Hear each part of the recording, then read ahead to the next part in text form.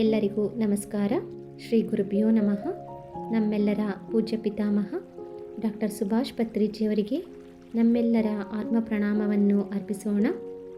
ಗುರುಮಾತಾ ಸ್ವರ್ಣಮಾಲಮ್ಮನವರಿಗೆ ನಮ್ಮೆಲ್ಲರ ಆತ್ಮ ಪ್ರಣಾಮವನ್ನು ಅರ್ಪಿಸೋಣ. ಫ್ರೆಂಡ್ಸ್, ಸತ್ಯಶೋಧನೆ ಪುಸ್ತಕದ 7ನೇ ಅಧ್ಯಾಯ, ಧರ್ಮ ಪ್ರಚಾರ.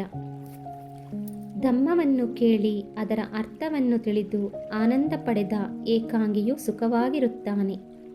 ಪ್ರಾಣಿಗಳ ಬಗೆಗೆ ಸಂಯಮದಿಂದಿದ್ದು ವೈರರಹಿತನಾಗಿ ರಾಗರಹಿತನಾಗಿ ಯಾರು ತಾನೂ ತನ್ನದು ಎಂಬ ಭಾವನೆಯನ್ನು ತೊರೆದಿರುವನೋ ಅವನೇ ಪರಮಸುಖಿಯಾಗುತ್ತಾನೆ. ಭಗವಾನ್ ಬುದ್ಧ. 2ನೆಯ ಧರ್ಮಬೋಧನೆ ಬುದ್ಧನು ಇಸಿ ಪಟ್ಟಣದಲ್ಲಿರುವ ಹರಿಣಾವನದಲ್ಲೇ ಮಾಡಿದನು. ಮೊದಲ ವರ್ಷದ ಮಳೆಗಾಲದ 4 ಮಾಸಗಳು ಹರಿಣಾವನದಲ್ಲೇ ಕಳೆದ ಬುದ್ಧನು ತನ್ನ 2ನೆಯ ಧರ್ಮಬೋಧನೆಯನ್ನು 5 ದಿನಗಳ ನಂತರ ಮಾಡಿದನು. ಯಶ ಹಾಗೂ ಆತನ ಅನುಚರರಿಗೆ ಈ ಬೋಧನೆ ನೀಡಿದನು. ಯಶ ಎಂಬುವ ಯುವಕ ಕಾಶಿಯಲ್ಲಿನ ಒಬ್ಬ ಕೋಟ್ಯಾಧೀಶನ ಮಗ. ಅವನು ವಿಲಾಸಿ ಜೀವನ ನಡೆಸುತ್ತಿದ್ದವನು. ಒಂದು ದಿನ ಮುಂಜಾನೆ ಎದ್ದ ಯಶನು ತನ್ನ ಪರಿಚಾರಿಕೆಯರು ಸಂಗೀತ ಕಲಾವಿದರೊಂದಿಗೆ ವಿವಿಧ ಭಂಗಿಗಳಲ್ಲಿರುವ ಜಿಗುಪ್ಸಾಕಾರಕವಾದ ದೃಶ್ಯಗಳನ್ನು ನೋಡಿ ಆತನ ಮನಸ್ಸು ಶವಾಗೃಹವನ್ನು ನೆನಪಿಸಿತು. ಆತನ ಮನಸ್ಸು ಕೆಟ್ಟು ಹೋಗಿ ಅದು ಆತನಿಗೆ ಜೀವನದ ಮೌಲ್ಯಗಳನ್ನು, ಧರ್ಮವನ್ನು ನೆನಪಿಗೆ ತಂದಿತು.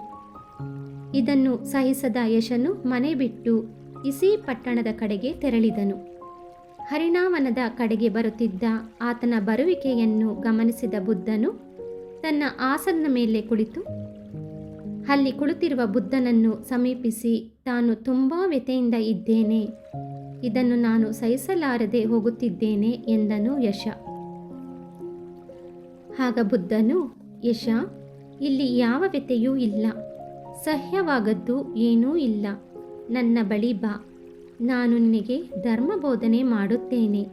ಪ್ರೋತ್ಸಾಹವನ್ನು ನೀಡುವ ಬುದ್ಧನ ಮಾತುಗಳು ಆತನನ್ನು ತುಂಬ ಸಂತೈಸಿದವು. ತನ್ನ ಚಿನ್ನದ ಪಾದರಕ್ಷೆಗಳನ್ನು ಪಕ್ಕಕ್ಕೆ ಬಿಟ್ಟು ಬುದ್ಧನು ಹೇಳಿದ ಧರ್ಮಬೋಧನೆಯನ್ನು ಕೇಳಿದನು. ನಿರ್ವಾಣ ಪಥದಲ್ಲಿನ ಮೊದಲನೇ ಹಂತ ಸೋತಪತ್ತಿನಿ. ಸೋತಪತ್ತಿ ಎನ್ನುವುದು ಪಾಳಿ ಪದ. ಸೋತ ಪ್ಲಸ್ ಆಪತ್ತಿ, ಸೋತಾಪತ್ತಿ ಅಂದರೆ ನದಿ ಅಥವಾ ಪ್ರವಾಹದೊಳಗೆ ಹೆಜ್ಜೆ ಇಟ್ಟವನು ಎಂದರ್ಥ. ನಿರ್ವಾಣವನ್ನು ಸಮುದ್ರದೊಂದಿಗೆ ಹೋಲಿಸುತ್ತಾರೆ.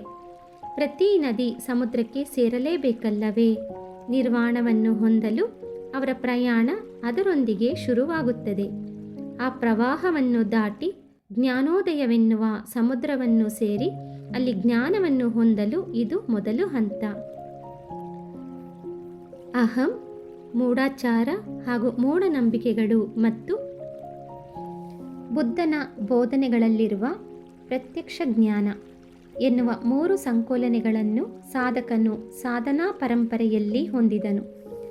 ಮೊದಲು ಆತನಿಗೆ ಬುದ್ಧನು ಶೀಲ, ದಾನ, ಸ್ವರ್ಗ, ಇಂದ್ರಿಯ ಸುಖಗಳು ಮತ್ತು ಪ್ರಯೋಜನಗಳ ಬಗ್ಗೆ ವಿವರಿಸಿದನು. ಅದರಲ್ಲಿ ಆತನಿಗೆ 4 ಆರ್ಯ ಸತ್ಯಗಳನ್ನು ವಿವರಿಸಿದನು. ಇಷ್ಟರೊಳಗೆ ಯಶನ ತಂದೆ ಕುಮಾರನು ಕಾಣಿಸದಿರುವುದರಿಂದ ಪರಿವಾರದ ಜನರನ್ನು ಹಲವು ದಿಕ್ಕುಗಳಿಗೆ ಕಳುಹಿಸಿದನು. ತಾನು ಯಶನ ಬಂಗಾರದ ಪಾದರಕ್ಷೆಯ ಮುದ್ರೆಗಳನ್ನು ಅನುಸರಿಸುತ್ತಾ ಇಸಿ ಪಟ್ಟಣದ ಕಡೆಗೆ ಬಂದನು.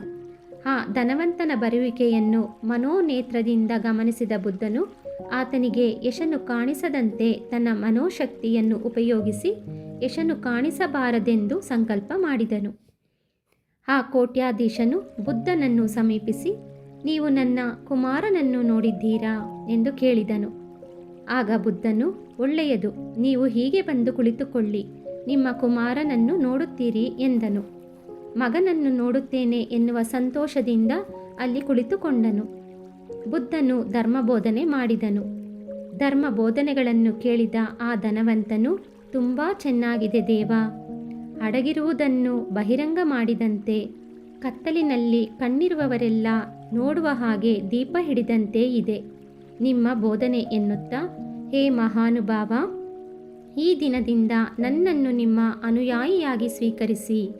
ಬುದ್ಧಂ ಶರಣಂ ಗಚ್ಚಾಮಿ, ಧರ್ಮಂ ಶರಣಂ ಗಚ್ಚಾಮಿ, ಸಂಘಂ ಶರಣಂ ಗಚ್ಚಾಮಿ ಎನ್ನುತ್ತಾ ಬುದ್ಧನ ಧರ್ಮವನ್ನು ಹಾಗೂ ಸಂಘವನ್ನು ಶರಣು ಬೇಡಿದನು. ಆತನೇ ತ್ರಿರತ್ನ ಸೂತ್ರದೊಂದಿಗೆ ಬುದ್ಧನನ್ನು ಶರಣು ಕೋರಿದ ಮೊಟ್ಟ ಮೊದಲ ಅನುಯಾಯಿ. ತನ್ನ ತಂದೆಗೆ ನೀಡಿದ ಧರ್ಮ ಬೋಧನೆಯಿಂದ ಯಶನು ಅರಿಹಂತನಾದನು. ಬುದ್ಧನು ಯಶನ ತಂದೆಗೆ ತನ್ನ ಕುಮಾರ ಕಾಣಿಸಬೇಕೆಂದು ಈ ಮುಂಚೆ ತಾನಿಟ್ಟ ಸಂಕಲ್ಪವನ್ನು ಕೊನೆಗೊಳಿಸಿಕೊಂಡನು. ಒಡನೆಯೇ ಆ ಧನವಂತನು ಬುದ್ಧನನ್ನು ಆತನ ಶಿಷ್ಯರನ್ನು ಭಿಕ್ಷೆಗೆ ಆಹ್ವಾನಿಸಿದನು. ಆ ಕೋಟ್ಯಾಧೀಶನು ಮನೆಗೆ ಹೋದ. ನಂತರ ಯಶನು ತನಗೆ ಅಲ್ಪ ಹಾಗೂ ಉನ್ನತ ದೀಕ್ಷೆಗಳನ್ನು ಕೊಡಬೇಕೆಂದು ಕೋರಿದನು. ಯಶನಿಗೆ ಸನ್ಯಾಸ ದೀಕ್ಷೆ ನೀಡಿದನು. ಆಗ ಯಶನೊಂದಿಗೆ ಸೇರಿಸಿ ಬುದ್ಧನ ಅರ್ಹತರ ಸಂಖ್ಯೆ 6ಕ್ಕೆ ಹೆಚ್ಚಿತು. ಅರ್ಹತ ಎಂದರೆ ಜನನ ಮರಣ ಚಕ್ರವನ್ನು ದಾಟಿದ ಬೌದ್ಧ ಸನ್ಯಾಸಿ.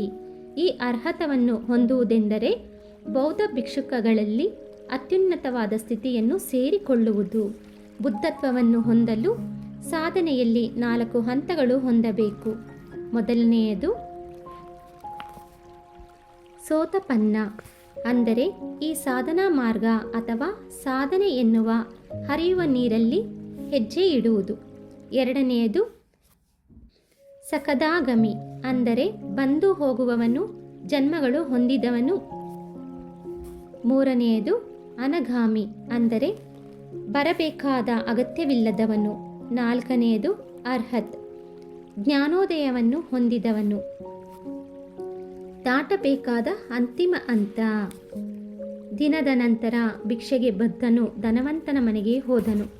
ಆ ಕೋಟ್ಯಾಧೀಶನ ಹೆಂಡತಿ ಹಾಗೂ ಸೊಸೆ ಸಾಧನಾ ಮಾರ್ಗದಲ್ಲಿ ಮೊದಲ ಹಂತವನ್ನು ಸೇರಿದರು. ಇವರೇ ಮೊದಲನೆಯ ಮಹಿಳಾ ಉಪಾಸಿಕರು. ಯಶನ ಮಿತ್ರನಾದ ವಿಮಲ, ಸುಬಾಹು, ಪುನ್ನಾಜಿ ಹಾಗೂ ಗಣಪತಿ ಇವರು ಯಶನು ಕಷಾಯವನ್ನು ಧರಿಸಿ ಶಿರೋಮಂಡನೆ ಮಾಡಿಸಿಕೊಂಡು ಬೌದ್ಧ ಸನ್ಯಾಸಿಯಾಗಿ ಬದಲಾಗಿದ್ದನ್ನು ತಿಳಿದುಕೊಂಡು ಆತನನ್ನು ನೋಡಲು ಬಂದರು. ಅವರನ್ನು ಯಶನು ಬುದ್ಧನಿಗೆ ಪರಿಚಯಿಸಿದನು. ಬುದ್ಧನ ಬೋಧನೆಗಳು ಕೇಳಿ ಅವರು ಕೂಡ ಅರ್ಹತರಾದರು. ವಿವಿಧ ಮಂಡಲಗಳಿಗೆ ಸೇರಿದ ಧನವಂತರು ವರ್ಗಕ್ಕೆ ಸೇರಿದವರು, ಒಳ್ಳೆಯ ತಂದೆಯರಿಗೆ ಒಳ್ಳೆಯ ತನಯರು. ಯಶನ 50 ಮಿತ್ರರು ಬುದ್ಧನ ಬಳಿ ಉಪದೇಶ ಹೊಂದಿ ಅರ್ಹತರಾಗಿ ಸಂಘದಲ್ಲಿ ಸೇರಿ ಹೋದರು. 2 ತಿಂಗಳೊಳಗೆ ಅರ್ಹತರ ಸಂಖ್ಯೆ 60ಕ್ಕೆ ಏರಿತು. ಜ್ಞಾನೋದಯ ಹೊಂದಿದವರನ್ನು ಧರ್ಮ ಪ್ರಚಾರಕ್ಕಾಗಿ ವಿವಿಧ ಪ್ರದೇಶಗಳಿಗೆ ಸತ್ಯದೂತರನ್ನಾಗಿ ಬುದ್ಧನು ಕಳುಹಿಸಬೇಕೆಂದುಕೊಂಡನು. ಪ್ರಚಾರಕ್ಕೆ ಕಳುಹಿಸುವ ಮೊದಲ ಪ್ರಚಾರಕರಿಗೆ ಈ ವಿಧವಾಗಿ ಸಲಹೆ ನೀಡಿದನು. ಓ ಭಿಕ್ಷುಗಳೇ, ಎಲ್ಲ ವಿಧಗಳಾಗಿ ಎಲ್ಲ ಬಂಧಗಳಿಂದ ನಾನು ವಿಮುಕ್ತನಾಗಿದ್ದೇನೆ. ನೀವು ಕೂಡ ಎಲ್ಲ ಬಂಧಗಳಿಂದ ವಿಮುಕ್ತರಾಗಿರಿ. ಎಲ್ಲರ ಒಳಿತಿಗಾಗಿ, ಸುಖಕ್ಕಾಗಿ ಪ್ರಪಂಚದ ಮೇಲೆ ದಯೆಯೊಂದಿಗೆ ಮುಂದೆ ಸಾಗಿ. ಯಾವ ಇಬ್ಬರು ಒಂದೇ ಪ್ರದೇಶಕ್ಕೆ ಹೋಗದಿರಿ. ಮಧ್ಯ ಮಾರ್ಗವನ್ನು ಅನುಸರಿಸುತ್ತಾ ಪರಿಪೂರ್ಣವಾದ ಶುದ್ಧವಾದ ಜೀವನವನ್ನು ಜೀವಿಸುತ್ತಾ ಎಲ್ಲರಿಗೂ ಧರ್ಮ ಬೋಧನೆಯನ್ನು ಮಾಡಿ ಪ್ರಕಂಪನಗಳನ್ನು ಸೃಷ್ಟಿಸಿ. ಧರ್ಮವನ್ನು ತಿಳಿಯದ ಅಂಧರು ಕೇಳುತ್ತಲೇ ದೂರ ಹೋಗುತ್ತಾರೆ. ಬುದ್ಧ ಕೇತನವನ್ನು ಹಾರಿಸಿ ಅತ್ಯುನ್ನತವಾದ ಸತ್ಯವಾದ ಧರ್ಮವನ್ನು ಪ್ರಚಾರ ಮಾಡಿ. ಋಷಿಕೇತನವನ್ನು ಹಾರಿಸಿ ಇತರರಿಗೆ ಶ್ರಮಿಸಿ. ಆಗ ನಿಮ್ಮ ಕೆಲಸವನ್ನು ಪೂರ್ಣಗೊಳಿಸಿದವರಾಗುವಿರಿ. ನಾನು ಸೇನಾನಿ ಇರುವ ಉರುವೇಲಗೆ ಹೋಗುತ್ತೇನೆ ಎಂದು ಬುದ್ಧನು ಹೇಳಿದನು.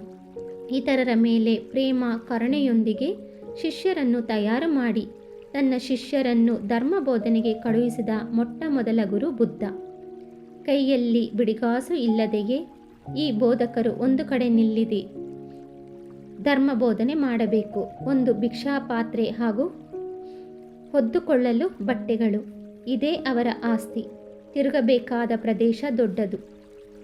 ಬೋಧಕರು ಕಡಿಮೆ ಸಂಖ್ಯೆಯಾದವರಿಂದ ಎಲ್ಲರೂ ವಿವಿಧ ಪ್ರದೇಶಗಳಿಗೆ ಹೋಗಬೇಕೆಂದು ನಿರ್ಣಯಿಸಿಕೊಂಡರು.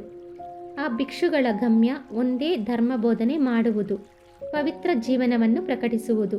ತಮ್ಮ ಜೀವನ ಗಮ್ಯವನ್ನು ಸಾಧಿಸಿದ ಅರ್ಹತರು ನಿರ್ವಹಿಸಬೇಕಾದ ಮೂಲಭೂತವಾದ ಪಾತ್ರವೆಂದರೆ ತಮ್ಮ ಪ್ರವರ್ತನೆಯ ಮೂಲಕ ಪ್ರಜೆಗಳನ್ನು ನೈತಿಕವಾಗಿ ಉದ್ಧರಿಸುವುದು. ಆದರ್ಶ ಸತ್ಯದೂತರಾದ ಈ 60 ಜನ ಅರ್ಹತರೊಂದಿಗೆ ಮಹೋನ್ನತ ಧರ್ಮವನ್ನು ಕೇವಲ ಕೇಳಬೇಕೆನ್ನುವವರಿಗೆ ಪ್ರಚಾರ ಮಾಡಬೇಕೆಂದು ಬುದ್ಧನು ನಿರ್ಣಯಿಸಿದನು. ಬುದ್ಧಂ ಶರಣಂ ಗಚ್ಚಾಮಿ, ಧರ್ಮಂ ಶರಣಂ ಗಚ್ಚಾಮಿ, ಸಂಘಂ ಶರಣಂ ಗಚ್ಚಾಮಿ. Thank you friends. 7ನೇ ಅಧ್ಯಾಯದ ಉಳಿದ ಭಾಗ ಮುಂದಿನ ಸಂಚಿಕೆಯಲ್ಲಿ ನೋಡೋಣ. Thank you friends.